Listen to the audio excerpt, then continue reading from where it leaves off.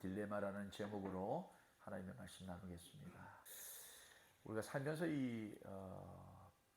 이거냐 저거냐 결정해야 되는 그 선택의 순간에 우리가 직면할 때가 참 많은데요. 이걸 해도 문제고 저걸 해도 문제일 때가 진짜 문제인 것 같아요. 그걸 우리가 딜레마라고 표현하지 않습니까? 이 길로 가도 문제가 되고, 그렇다고 해서 저 길을 가더라도 여전히 문제가 되는 일, 그게 바로 딜레마인데, 이 그리스 신화의 이 딜레마를 설명해주는 굉장히 좋은 그런 스토리가 있습니다. 이 스킬라라는 괴물과 카리브디스라는 괴물이 있었습니다. 이 스킬라라는 괴물은 머리가 6개예요. 6개. 아주 무시무시한 괴물이죠. 그리고 카리브디스라는 이 괴물은 모든 것을 한순간에 빨아먹어버리는 그런 괴물이었습니다. 그래서 우리가 잘 아는 그 오디세우스라는 이 장수가 트로이 전쟁을 끝나고 이제 집으로 돌아가는 길에 시실리라는 그 해협에서 이 두 종류의 괴물을 만납니다. 그러니까 머리가 6개 달려있는 스킬라, 그 길로 갈 건지, 아니면 모든 것을 한순간에 빨아먹어버리는 카리브디스라는 이 괴물이 있는 길을 선택해야 될지, 여기를 가도 문제고 저기로 가도 문제인 거죠. 이걸 바로 딜레마라고 하는 거죠. 우리 인생을 살다 보면 신앙생활을 하면서도 이런 딜레마에 우리가 빠지는 경우가 참 많은 것 같아요. 이걸 선택해도 참 힘들고, 그렇다고 해서 저것을 선택하자니 저것도 똑같은 거예요. 오늘 이런 딜레마에 빠져버린 한 사람이 등장을 하는데요. 이 사람의 이 딜레마와 같은 이 상황을 좀 보면서 우리의 삶에 이와 같은 딜레마, 그 딜레마에서 우리는 어떤 것을 선택해야 될지 한번 생각해 보는 시간을 좀 가졌으면 좋겠습니다. 오늘 본문에 한 사람이 등장하는데 굉장히 독특한 사람입니다. 이 사람이 어떤 사람이냐? 본문 22절을 보니까 그 사람이 재물이 많았다라는 거예요.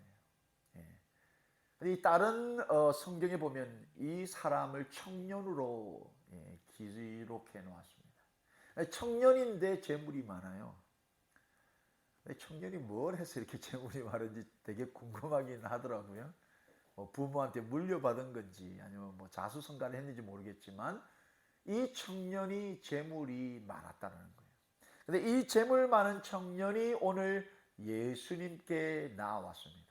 근데 나오는데 그냥 나온 게 아니에요. 오늘 본문 17절을 보니까 예수께서 길을 가실 때 한 사람이 달려와서 꿇어 앉았다, 이렇게 기록하고 있습니다.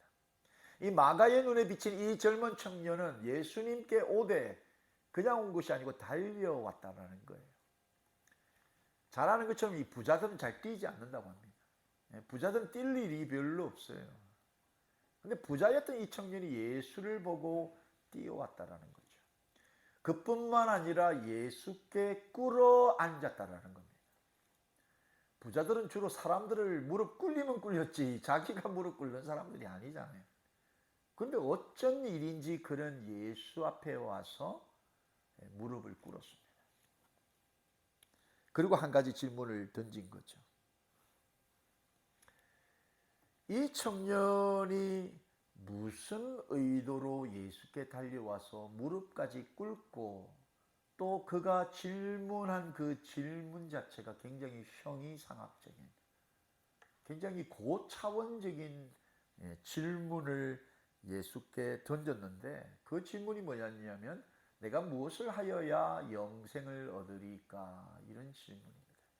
영원한 이터널 라이프에 대한 그 질문을 예수께 던진 거죠. 자, 여기까지 딱 세팅을 보면 이 젊은 청년이 굉장히 보통 사람은 아니다, 이걸 우리가 볼 수 있는 거죠. 그리고 또 어떤 의미에서는 굉장히 그의 질문이 참 착실하고 건실하고 굉장히 영적이고 굉장히 지혜로운 것을 강구하는 듯해 보이지 않습니까? 예수를 우리가 잘 믿고 또 신앙생활 해오고 정말 예수 앞에 오기를 달려나오고 예수 앞에 무릎 꿇기를 즐거워하고 예수께 영생에 대해서 강구하고 질문하고. 여기 좀 더 보면 우리의 모습이 이 젊은 청년의 모습이 아닐까 이런 생각들이 들더라고요. 근데 어찐 일인지 예수님은 이렇게 착실해 보이고 예수님 앞에 겸손함으로 나온 이 청년을 대하는 예수님의 모습은 어딘가 모르게 좀 불편해 보이고 까칠해 보입니다. 딱딱해 보입니다. 보면 18절에 그 영생을 묻는 형제에게 뭐라고 대답하냐면 예수께서 이르시되 네가 어찌하여 나를 선하다 이끌느냐 하나님 한 분 외에는 선한 이가 없다 이렇게 아주 강한 어조로 말씀을 해버리는 거죠. 오늘 이 본문이 있기 바로 직전에 예수님이 어떤 사건이 있었냐면 아이들을 데리고 예수께 나아오려는 그 부모들을 막고 계신 제자들을 보면서 예수님이 분노를 하신 거예요. 나에게 아이들이 오는 것을 금하지 말아라. 분노를 하셨어요. 오는 것을 환영해라. 그리고 이 어린아이 하나를 대접하는 것이 바로 하나님 아버지를 대접하는 것과 똑같다라고 말씀을 하셨는데 어쩐 일인지 당신에게 나와 무릎을 꿇고 선한 선생이여 라고 하며 영생 얻는 것을 구하는 그 청년에게 네가 어찌 나를 선하다 이끌느냐 하나님 한 분 외에는 선한 이가 없다 이렇게 매몰차게 강한 톤을 가지고 그 청년에게 말씀하셨다는 거죠. 마태복음 19장 16절에 어떤 사람이 주께 와서 이르되 선생님이여 내가 무슨 선한 일을 하여야 영생을 얻으리까 이렇게 이야기를 이 청년이 한 거죠. 그리고 오늘 본문에서도 마찬가지로 내가 무엇을 하여야 영생을 얻으리까 이렇게 질문을 던졌는데 내가 무엇을 하여야 그러니까 이 청년이 이미 예수께 나오면서 내가 모든 것을 할 준비가 되어 있다라고 말을 한 겁니다. 내가 할 수 있습니다. 무엇이라도 할 수 있습니다. 영생을 얻을 수 있다면 영원한 생명을 얻을 수만 있다면 나는 모든 것을 다 할 수 있겠다 이렇게 이야기를 한 거죠. 근데 이 청년이 말하고 있는 이 영원한 생명이라는 이 영생을 우리 원어로 보니까 이 클레로스라는 이 단어는 하나님이 대가 없이 베푸시는 그 상속을 의미하는 거죠.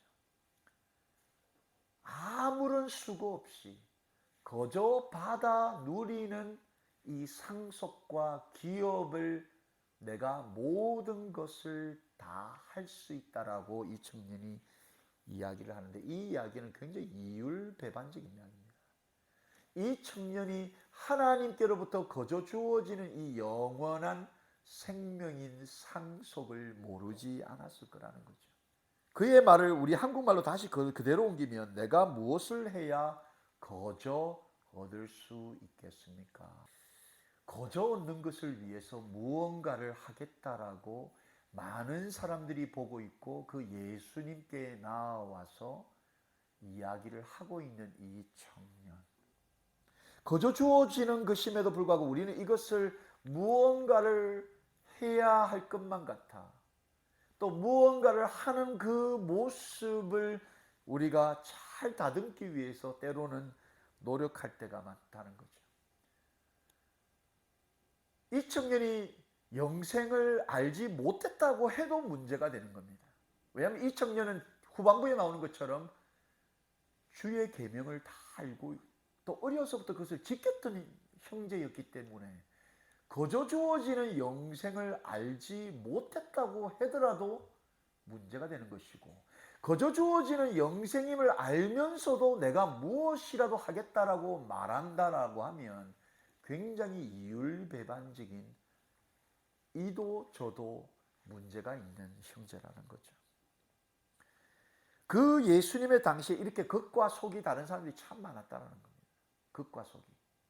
영생을 모른다고 해도 문제가 있고 영생을 안다고 해도 문제가 있는 겉과 속이 아주 다른 그런 문제되는 사람들이 그 당시 참 많았다는 거죠. 요한복음 3장 1절, 3절, 9절, 10절 보면 우리가 잘 아는 니고데모라는 사람이 등장합니다. 한번 말씀을 보면 그런데 바리새인 중에 니고데모라 하는 사람이 있으니 유대인의 지도자라. 예수께서 대답하여 이르시되 진실로 진실로 내게 이르노니 사람이 거듭나지 아니하면 하나님의 나라를 볼 수 없느니라. 니고데모가 대답하여 이르되 어찌 그러한 일이 있을 수 있나이까. 예수께서 그에게 대답하여 이르시되 너는 이스라엘의 선생으로서 이러한 것들을 알지 못하느냐. 이 니고데모도 유대인의 선생으로서 많은 사람들을 지도하는 지도자의 위치에 있었던 사람입니다. 근데 실상 그는 왜 밖으로 내비치는 모습으로는 굉장히 존경과 존중을 받을 만한 그런 사람이었음에도 불구하고 이해하지 못하고 있었다는 거죠. 겉으로 드러나는 모습과 그의 속사람이 비례하며 성장해 있지 못했다는 거죠. 우리가 여러분 얼마든지 이룰 수 있다는 겁니다. 우리가 겉으로는 굉장히 존중받고 존경받을 만한, 또 신앙적으로 열심히 신앙생활을 하면서 교회 생활을 하면서 많은 사람이 볼 때 우리의 겉모양은 굉장히 거룩하고 또 많은 하나님의 그 나라의 비밀을 깨달은 사람처럼 보이는데 우리의 속마음이 그러지 못할 수 있다라는 거죠. 심지어 지도자였음에도 불구하고 사람의 거듭남의 비밀을 아직도 알지 못했던 니고데모처럼 진실하게 우리 스스로를 하나님의 그 심판의 저울 위에 우리 스스로를 달아보지 못하면 우리도 우리의 속사람은 예수님께 여전히 비판받을 수밖에 없는 그런 사람일 수 있다는 거죠. 구약의 시대로 쭉 흘러가서 이스라엘 백성들도 그의 속사람과 겉사람이 전혀 다른 그런 삶을 살았던 그런 기록들이 참 많이 있습니다. 그 가운데 특별히 여호수아가 이제 민족의 지도자였던 이 모세의 뒤를 이어서 이 이스라엘 백성들 가운데 겉과 속이 다른 그 삶, 겉으로는 하나님의 백성이요 선택받는 선민 백성이라고 이야기하지만 그들의 속사람은 여전히 이러지도 못하고 저러지도 못하고 참 안타까운 삶을 살고 있는 그들에게 이 여호수아가 이거냐 저거냐 정확하게 선택하라 이렇게 말을 하는 거죠. 여호수아 24장 우리 14절 15절 말씀을 보시면 그러므로 이제는 여호와를 경외하며 온전함과 진실함으로 그를 섬기라. 너희의 조상들이 강 저쪽과 애굽에서 섬기던 신들을 치워버리고 여호와만 섬기라. 만일 여호와를 섬기는 것이 너희에게 좋지 않게 보이거든 너희 조상들이 강 저쪽에서 섬기던 신들이든지 또는 너희가 거주하는 땅에 있는 아모리 족속의 신들이든지 너희가 섬길 자를 오늘 택하라. 오직 나와 내 집은 여호와를 섬기겠노라. 이렇게 도전을 하고 있는 거죠. 강 하나를 두고 하나님이냐 세상이냐 선택하라는 겁니다.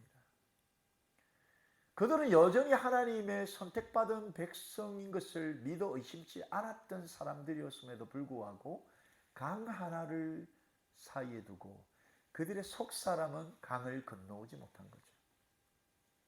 강을 건너지 못한 겁니다.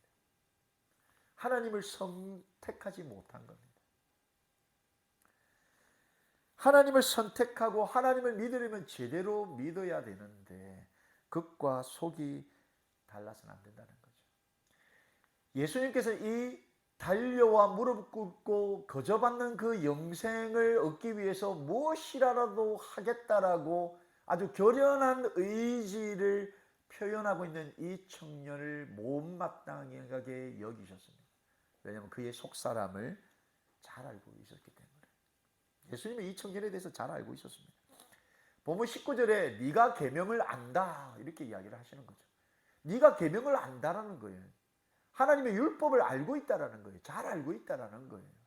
그러면서 대표적인 10계명의 말씀을 주시면서 살인하지 말라, 간음하지 말라, 도둑질하지 말라, 거짓 증언하지 말라, 속여 빼앗지 말라, 네 부모를 공경하라. 이 말을 하자마자 청년이 예수님께 바로 대답하는 것이 바로 내가 어려서부터 다 지켰다는 거예요. 예수님이 말씀하신 그 계명 내가 어려서부터 다 지켰다. 자신 있게 이야기를 한 거죠. 그런데 예수님은 어려서부터 다 지켰다라는 이 청년의 말을 인정하지 않으신 겁니다. 네가 다 했다고 하는데 부족한 게 있다는 거예요. 다 하지 못했다라고 이야기를 하는데 왜 예수님께서는 이렇게 청년이 내가 어려서부터 다 지켰다라고 이야기하는 이 말을 인정하지 아니하시고 지키지 못했다라고 이야기를 하실까? 말씀을 묵상하면서 두 가지 큰 의미에서 예수님께서 말씀을 다 지키지 못했다라고 이야기하시는 것 같아요. 그 첫 번째는 이 청년이 그 율법을 주신 율법의 진정한 의미를 모르고 지켰기 때문에 이거는 지킨 것이 아니다. 이렇게 말씀하시는 것 같아요. 율법의 진정한 의미.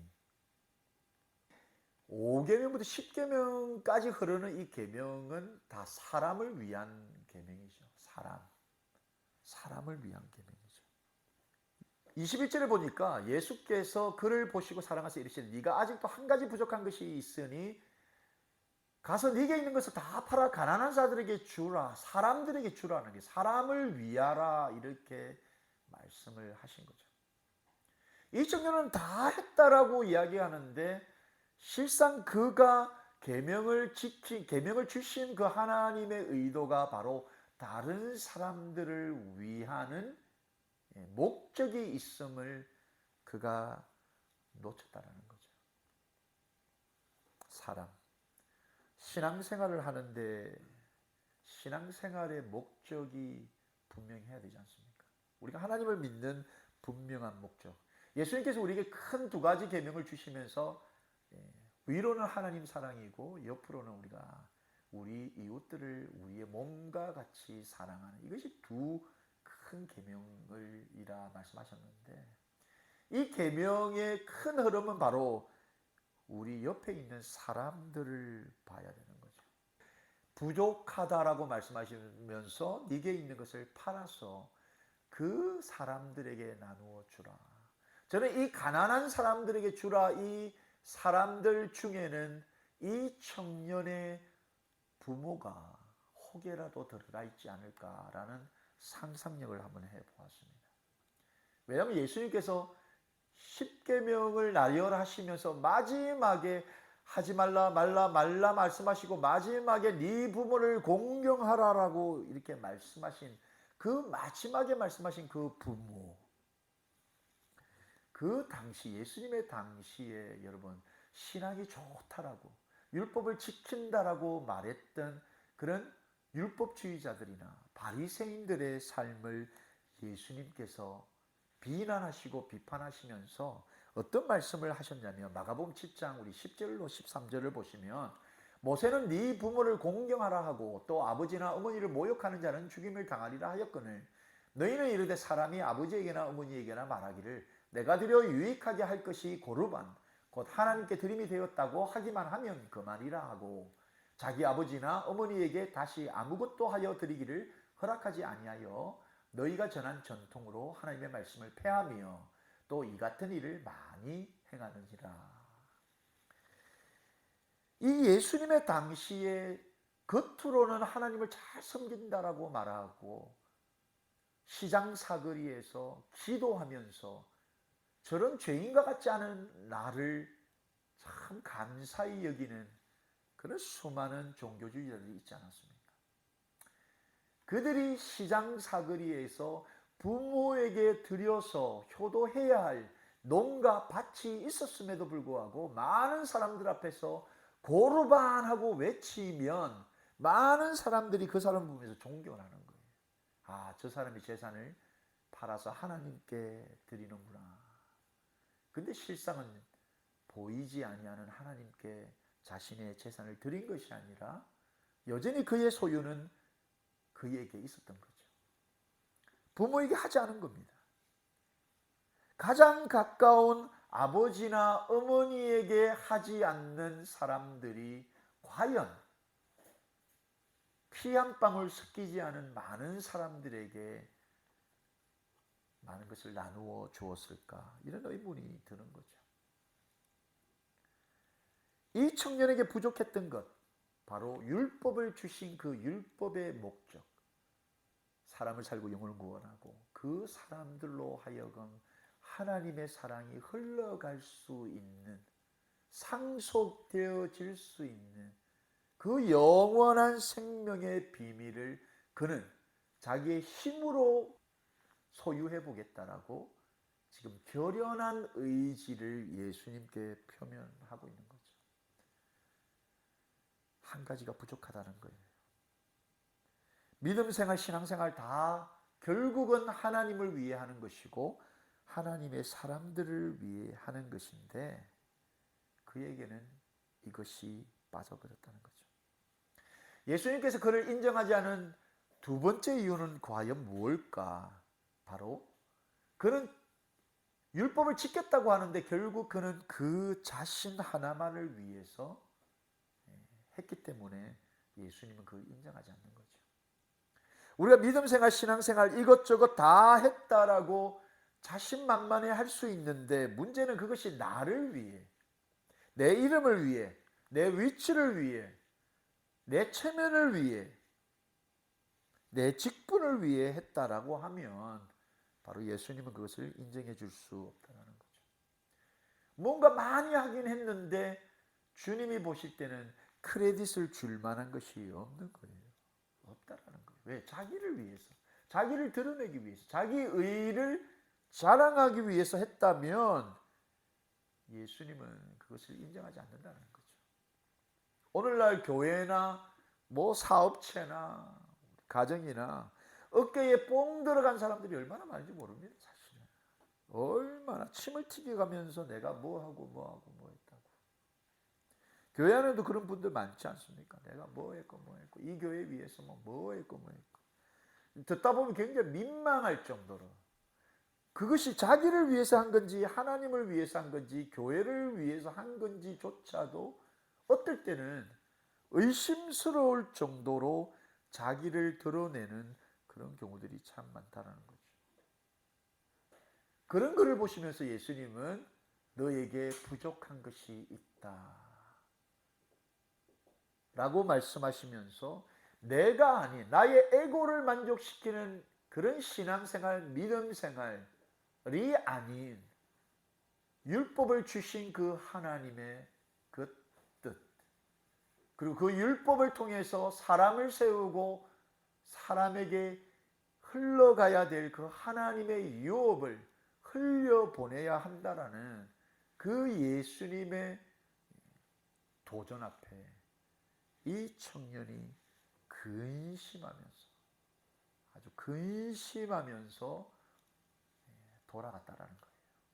그리고 우리가 잘 아는 것처럼 성경에는 이 근심하며 돌아간 이 형제가 다시 돌아왔다라는 기록은 없죠.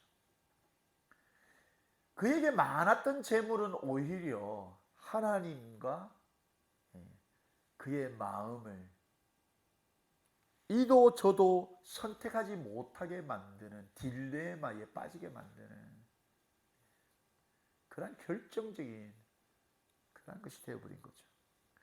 그런 예수님께 달려오면서 어쩌면 그가 무릎을 꿇고 그 영원한 생명을 구하는 자기 자신이 얼마나 자랑스럽고 내가 주님 앞에 나와서 영원한 생명을 구하면서 내가 지금까지 어려서부터 지켜왔던 그 수많은 율법들을 드러내면서 주님께 인정받고 그래 네가 참 잘했다 이런 칭찬을 받으면서 돌아갈 것을 혹시 예상하지 않았을까 이런 생각도 해보는 거죠.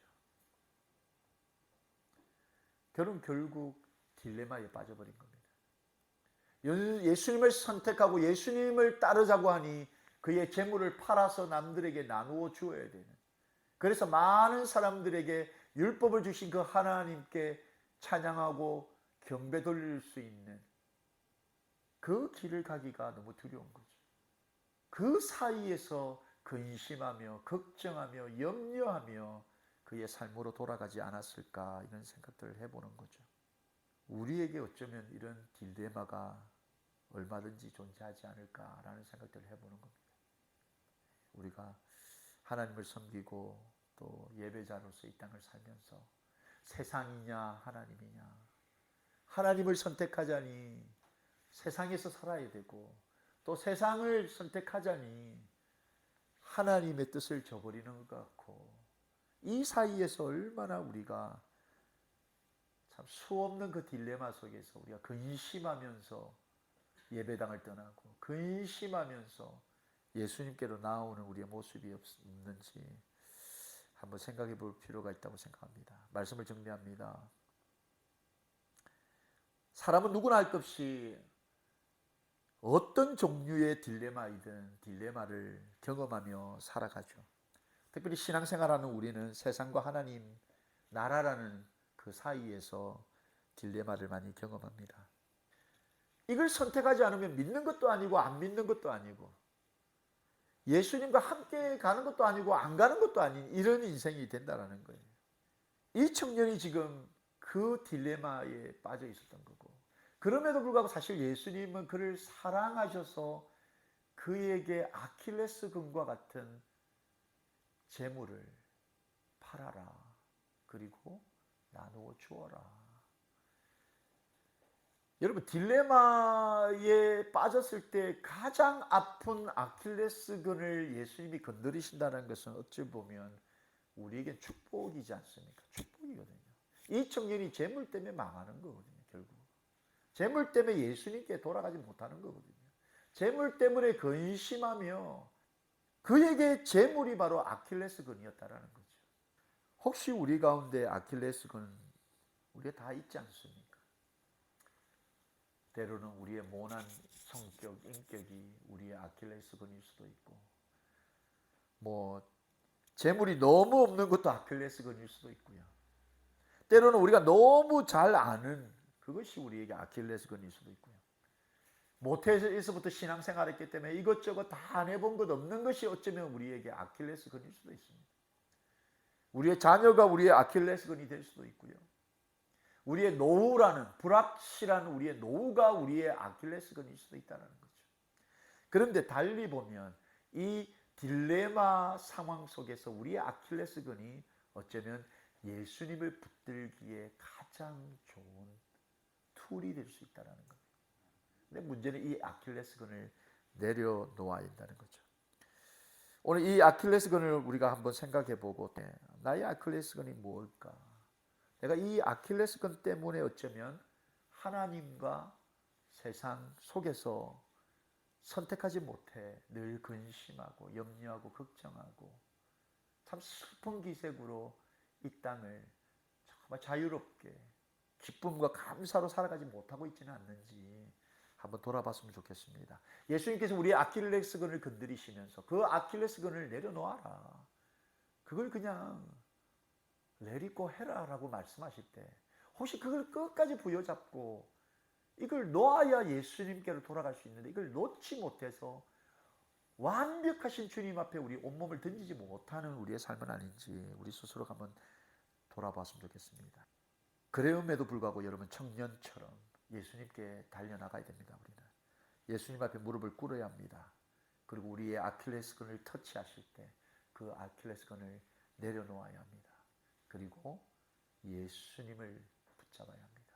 그리고 예수님이 주시는 그 영원한 생명을 우리가 소유해야 되고, 그 예수님의 영원한 생명을 소유하고 우리의 삶의 안과 바퀴, 우리 신앙의 안과 바퀴 동일하여서 하나님께 칭찬받는 그런 복되고 가치 있는 인생 살기를 예수님의 이름으로 축원합니다.